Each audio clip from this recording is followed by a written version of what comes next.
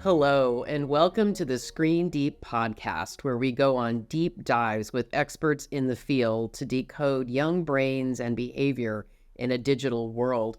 I'm Kris Perry, Executive Director of Children and Screens and host of Screen Deep. Today, I'm joined by Dr. Marc Potenza, a world-renowned expert in addiction science and medicine, from gambling and substance abuse disorders to problematic internet use and gaming disorders. Marc is currently professor of psychiatry, child study, and neuroscience at Yale University School of Medicine, where he also directs a number of research divisions and centers on addiction, gambling, and impulsivity. He serves on the editorial boards of 15 journals and is a valued member of Children and Screens National Scientific Advisory Board. Marc has pioneered the use of brain imaging to better understand addictive disorders and their treatments, and has won multiple awards for excellence in research and clinical care. There's so much we can learn from Marc today, so let's dive in. Welcome, Marc. Thank you, Kris. Thank you for having me and covering this important topic. Marc, your credentials are so wide-ranging across medicine and neuroscience. How would you categorize your professional and academic focus in a nutshell?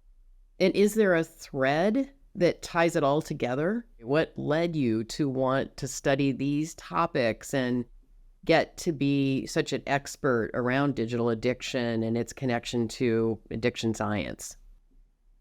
Something that many people may not appreciate is there are impacts of addictive behaviors and disorders at many different levels. So if one looks at cost to society, where one looks at the personal, familial, occupational, lost life, lost number of years, addictive disorders are arguably the most impactful disorders to society.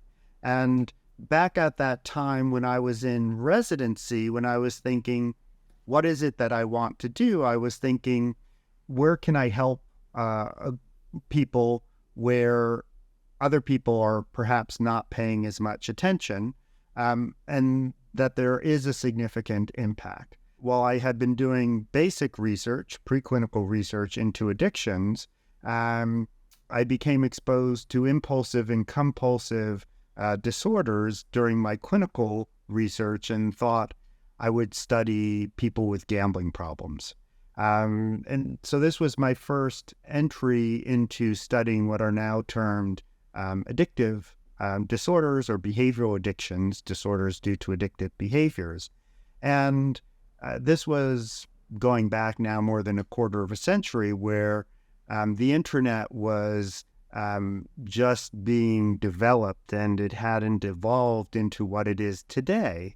This clinical aspect, where I did my clinical training and saw in clinic people with obsessive compulsive disorder, people with trichotillomania, people with other impulse control disorders, I thought, well, when I saw people with gambling problems, it struck me that this was more like an addiction than people with obsessive compulsive disorder.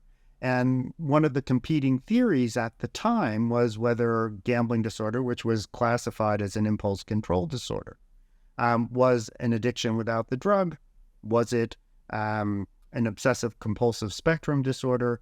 So my clinical impression was that this was more in the addiction realm, and that in part led me to pursue additional clinical training in addiction psychiatry and to try to look at the similarities and differences between people with gambling disorder and people with substance use disorder. And this then also led to involvement in efforts like the DSM-5 that ultimately reclassified gambling disorder as a non-substance addictive disorder rather than an impulse control disorder or an obsessive compulsive spectrum disorder.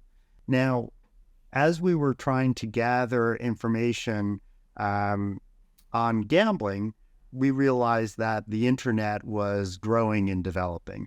So back in 2005, 2006, we conducted a high school survey in Connecticut of 4,000 to 5,000 students.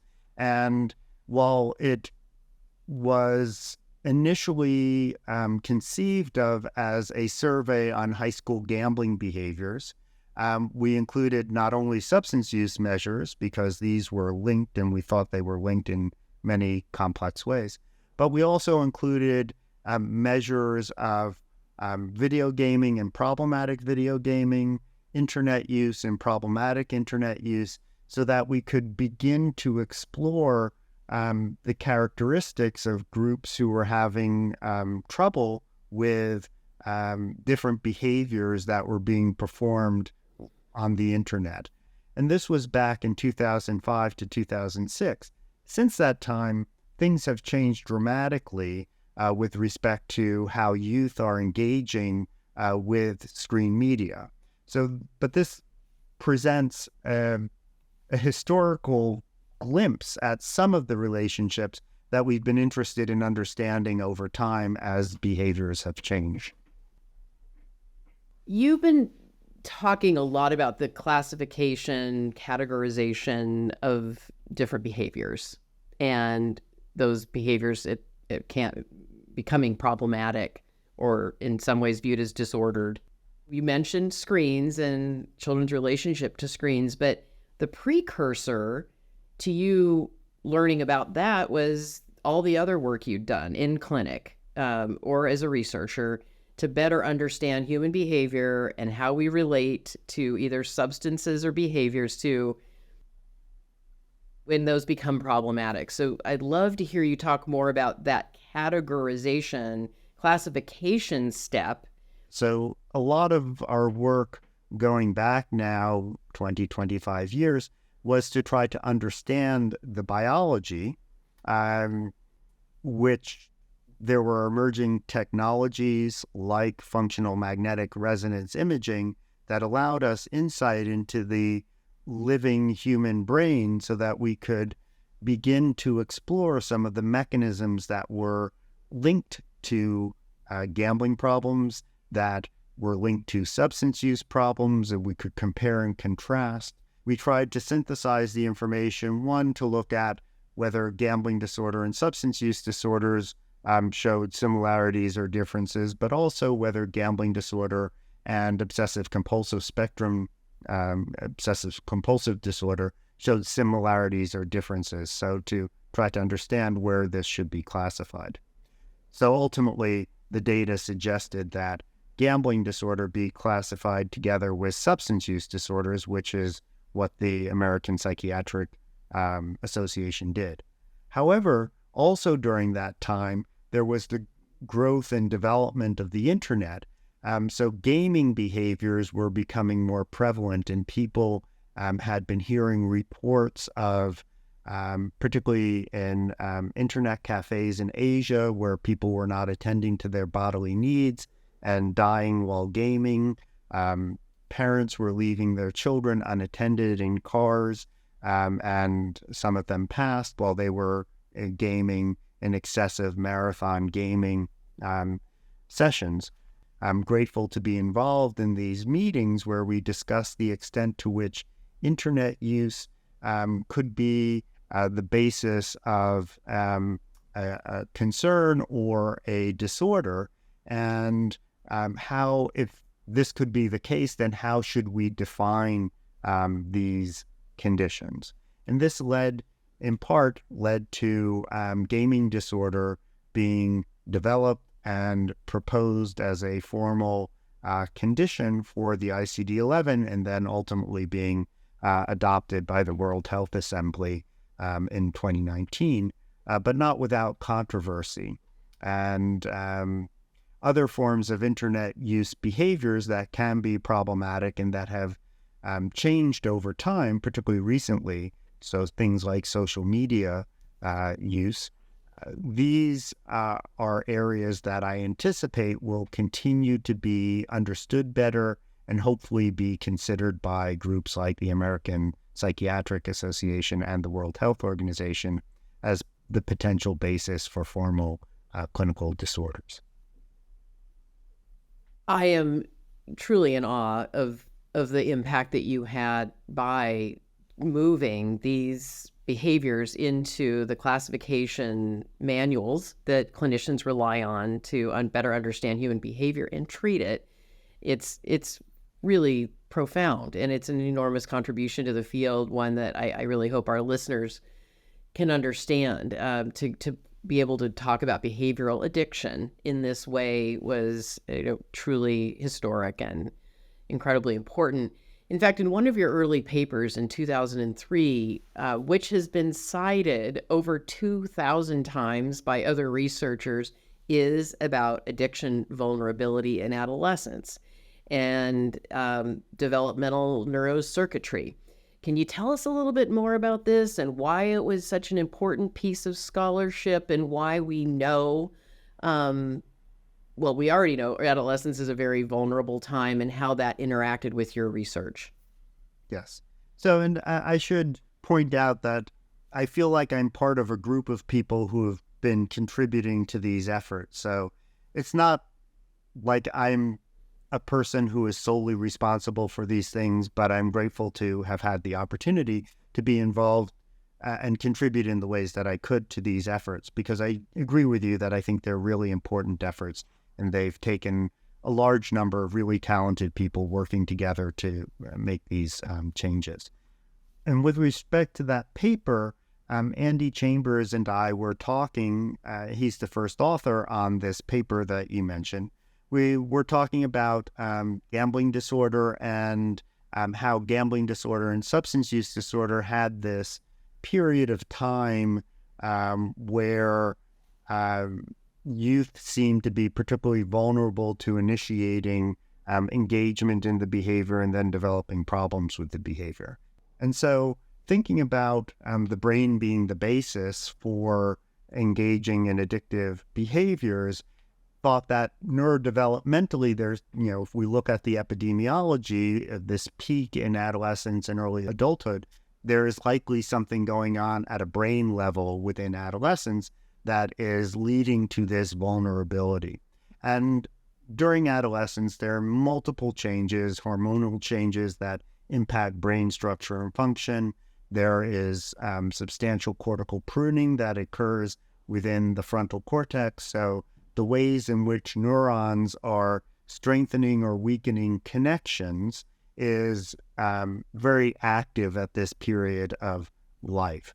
And from a developmental perspective, this is a period of time when youth are going from childhood to adulthood, and they're testing different things and exploring. And so there are many things that would make sense as this being a vulnerability period.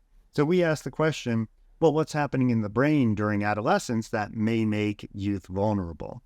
And we thought that there were specific domains that related to motivational drive, that related to how people control their motivational drives, different brain regions and systems with the amygdala and other related brain regions providing affective information, the hippocampus, contextual memory information, what happened in similar situations, or is this a new situation?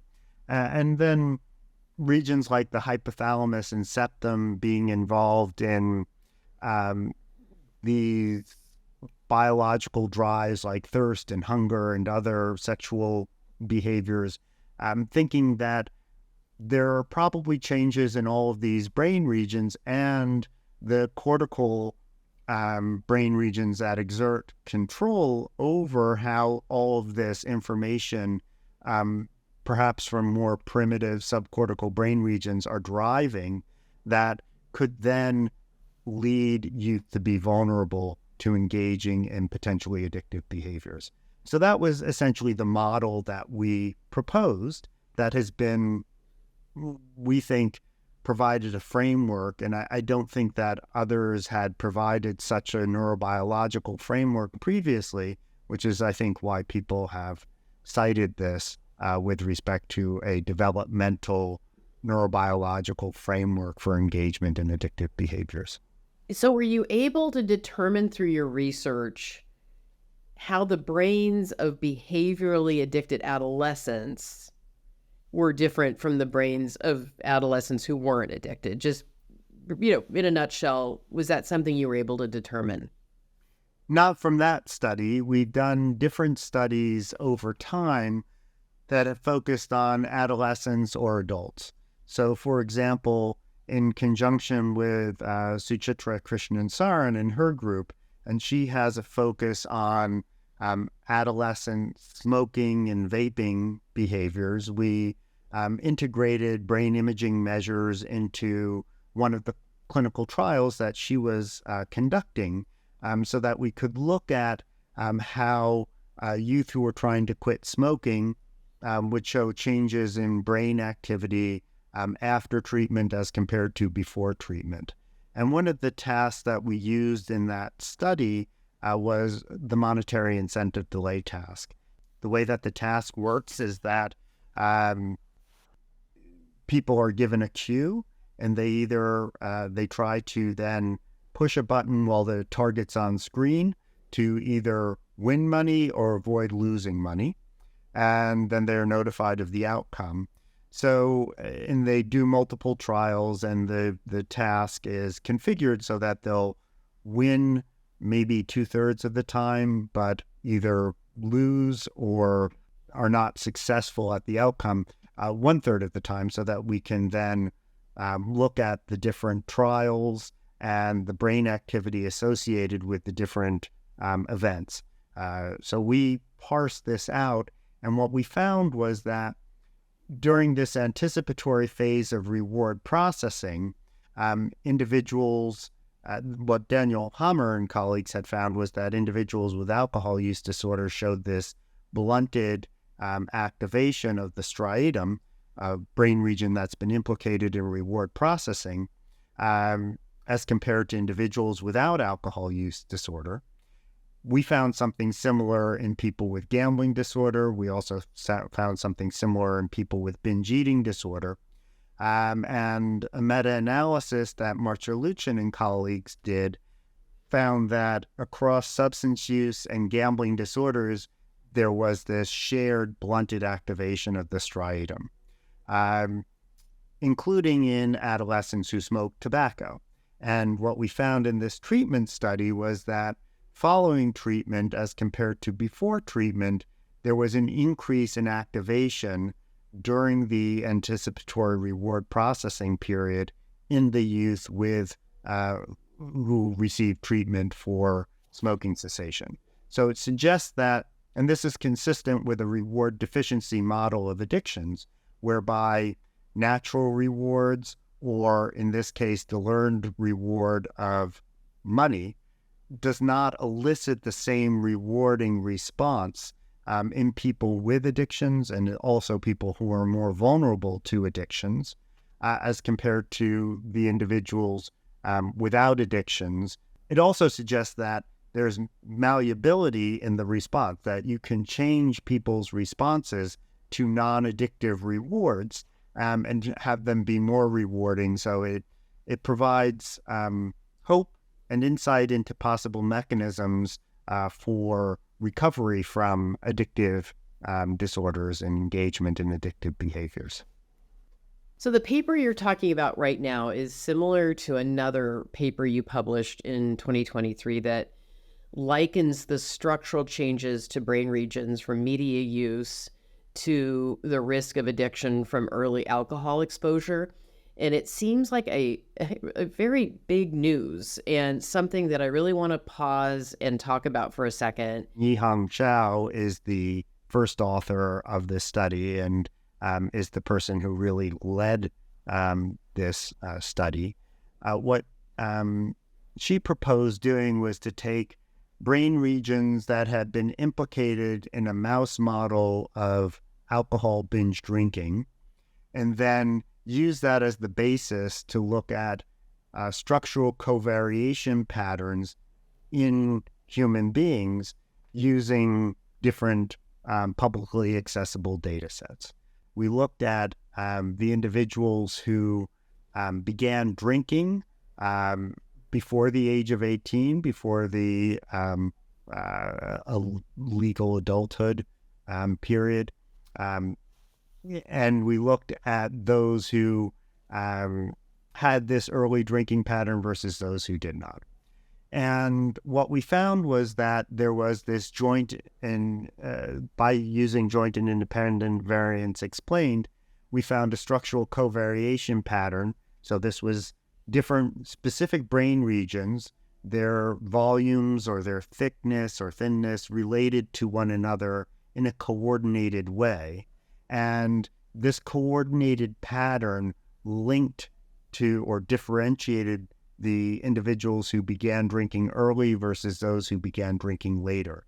And that finding was replicated in both of the two samples that I mentioned.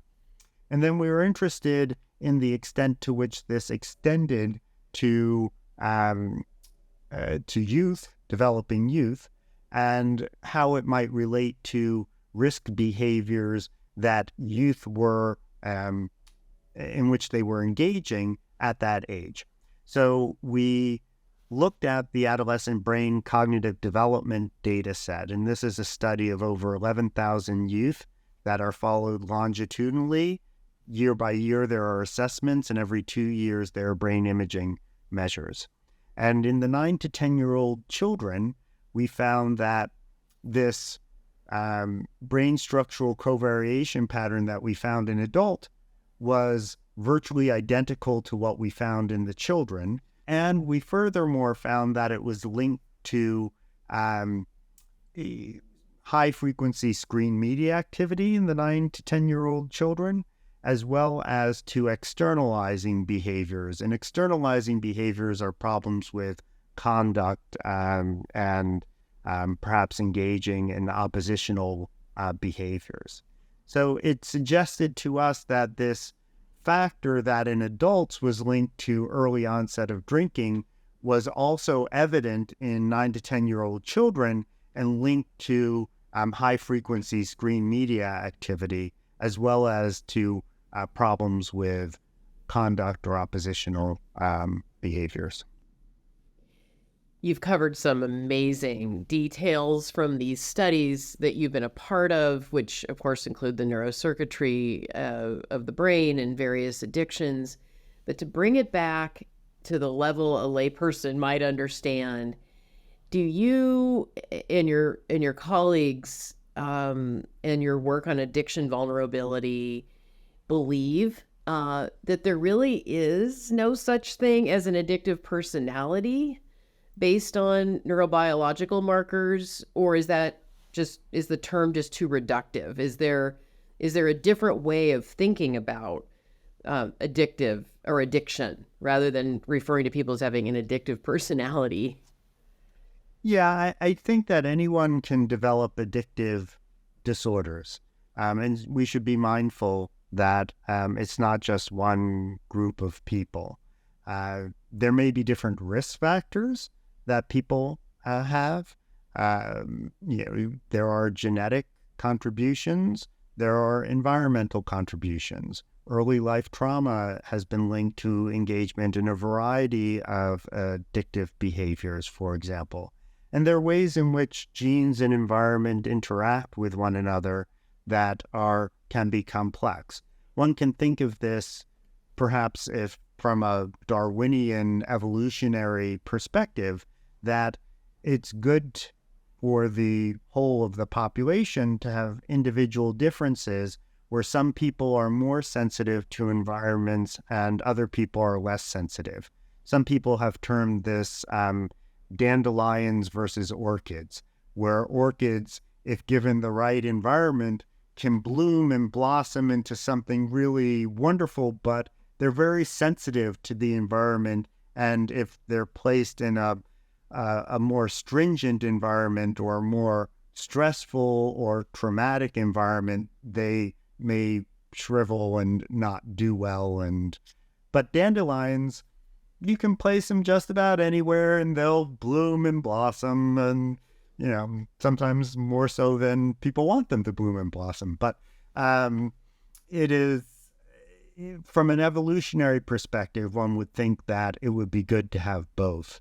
And there are going to be some people who are particularly sensitive to trauma, and other people who may be more resilient.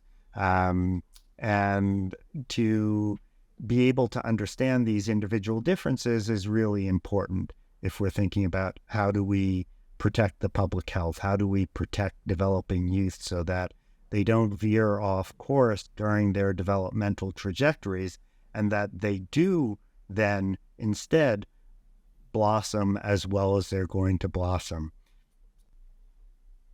Thank you for that analogy, with the orchid dandelion analogy. I think that's a really positive way of framing such a complex set of systems in the brain, and how unique each child is and each brain is, and what our vulnerabilities and strengths are. So helpful. And that practical approach that you just laid out, taking something as complicated as Darwin's theory of evolution and looking at it through a positive frame. With your clinical experience, what can you tell parents about what to look out for in terms of signs of actual digital addiction versus what might just be heavy use? And have your findings on the impacts on children helped you to think about families more and those systems and how they can be somewhat inoculative or unintentionally contributing to their child's heavy or intensive media use? Yes, I think these are really important points. And oftentimes parents, it seems, feel less well equipped to address screen media activity than they may with other potential concerns.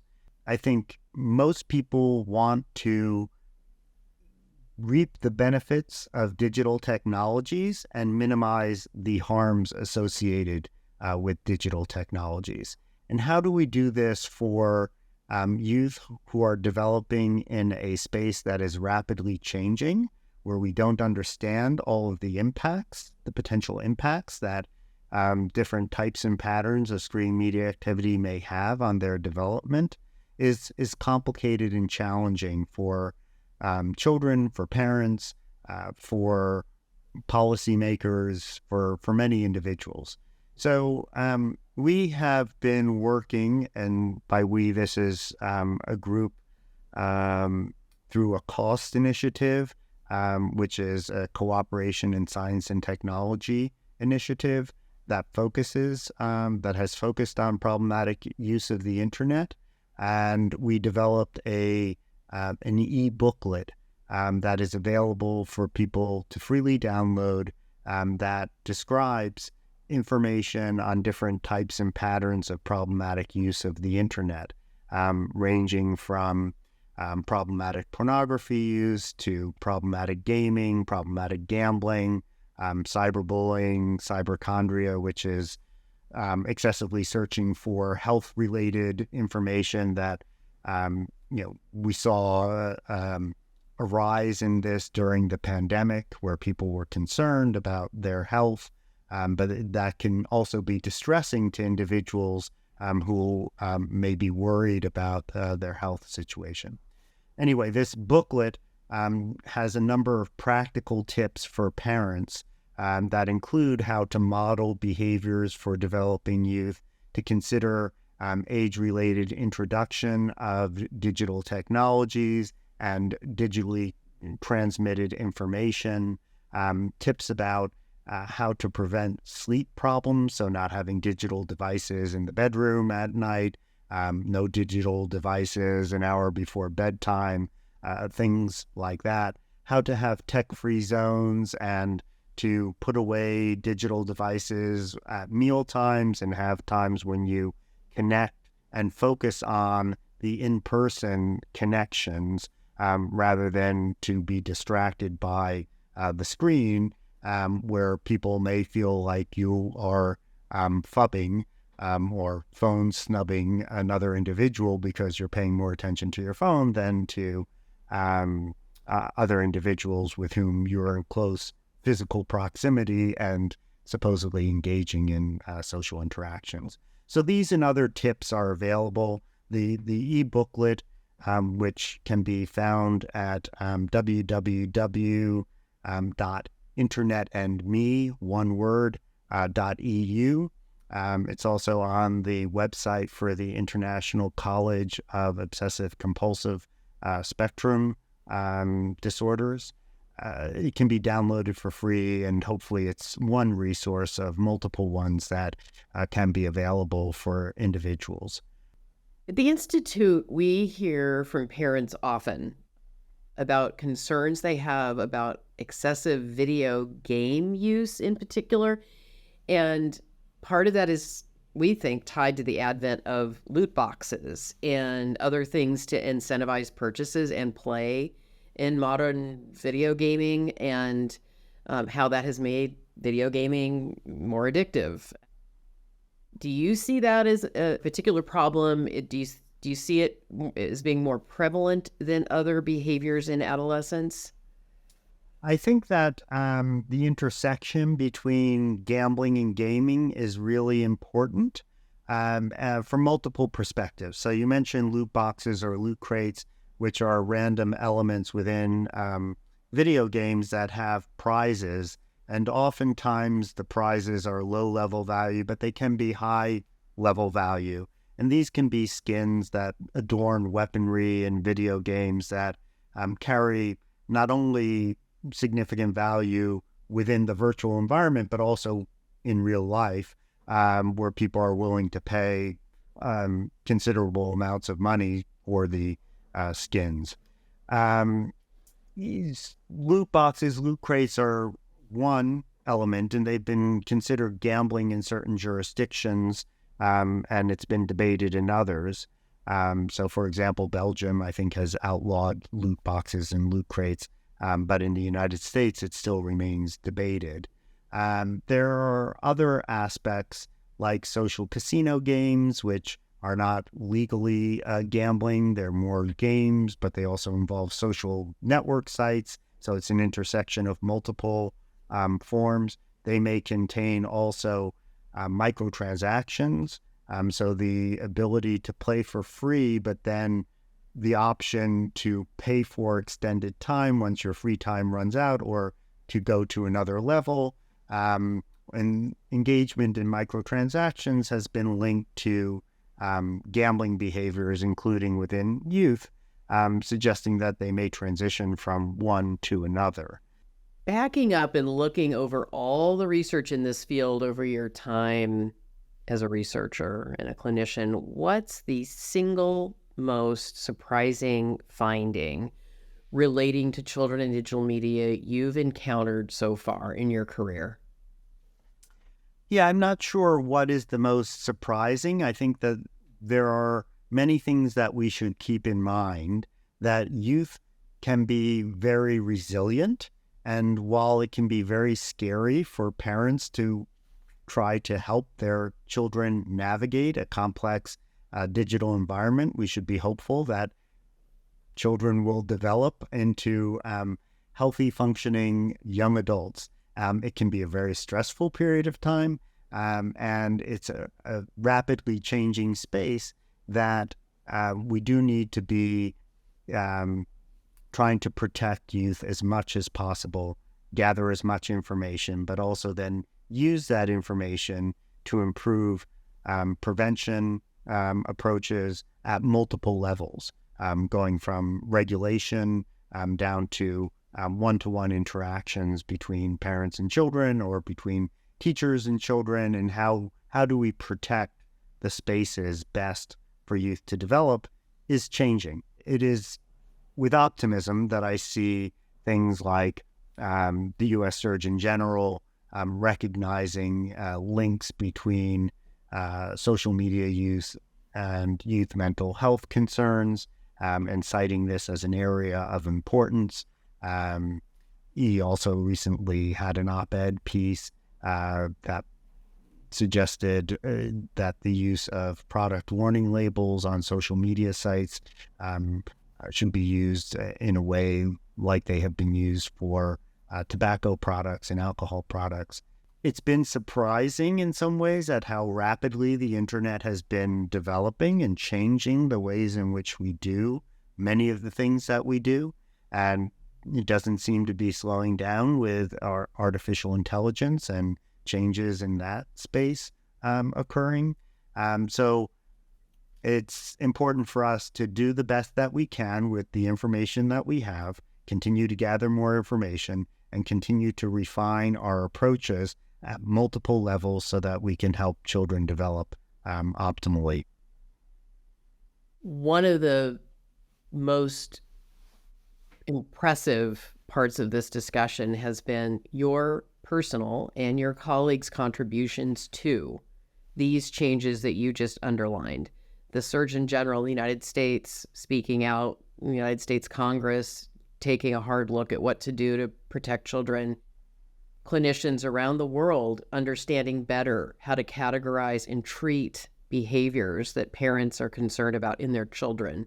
This is not an accident. It's the result of a career, multiple careers of researchers trying to uncover how the brain works, who's vulnerable, and what the outcome of their exposure to certain substances or products might negatively impact them. What do you think we still need to research? What is the next most important paper for someone to write that would help us better understand how to treat children and problematic internet use? I'm looking forward to in the near future to understanding some of these relationships better longitudinally. Many of the studies that have been conducted are cross-sectional in nature, but studies like the adolescent brain cognitive development study is longitudinal and includes measures of screen media activity, of problematic video gaming, problematic use of social media, problematic use of smartphones. So we should, over time, get a better understanding. There's a deeper battery of many other domains within ABCD so that we can look at these in relationship to other variables over time, get a better understanding of what leads to what. So, for example, in a recent article, we looked at relationships between screen media activity, sleep, and internalizing and externalizing concerns over a 3-year period in developing youth to look at which may lead to which. And also included some of the brain imaging measures to look at the extent to which some of like the structural brain covariation pattern, how that related to some of the mental health concerns, sleep concerns, and the screen media activity. There's a lot for us to do, even just with ABCD, but hopefully, if we're thinking about providing different stakeholders with the information and the tools that they need to help youth develop optimally, that is where the biggest impact lies. Thank you for touching on so many of these other topics, which we also discuss in other episodes of this podcast with Dr. Christakis, Dr. Hale, Dr. Telzer, who have all worked in different aspects of child development. As we wrap up, I'm curious to know, how has your work changed the way you view your own screen time use? Yeah, I think I need to be mindful of the types and patterns of screen media activity that I consume, like I need to with, like I think everyone needs to do. And then also how and in which context the screens are being used. So I mentioned phubbing before. It is something where you may feel tempted to go into your pocket and get your smartphone, but being mindful of being in the present moment with another person, it's important to understand the impact from the other person's perspective as well, and to use phones for the benefit, use computers for benefit, TV screens for benefit, without it interfering in social relationships and work and in other areas of life functioning. Thank you, Marc, for sharing so much insight on the neuroscience of addiction and digital addiction in particular with us today. So many parents out there are concerned about their kids' internet use and not sure how to determine whether their child is just a heavy user or a problematic user. And your research has truly helped advance the field and continue to develop our understanding of behavioral addictions. And thank you to our listeners who made it this far with us today. For more information about Marc or a transcript of this episode, head over to our website at childrenandscreens.org, where you can also find a wealth of other resources about parenting, child development, and healthy digital use. Until next time, keep exploring and learning with us.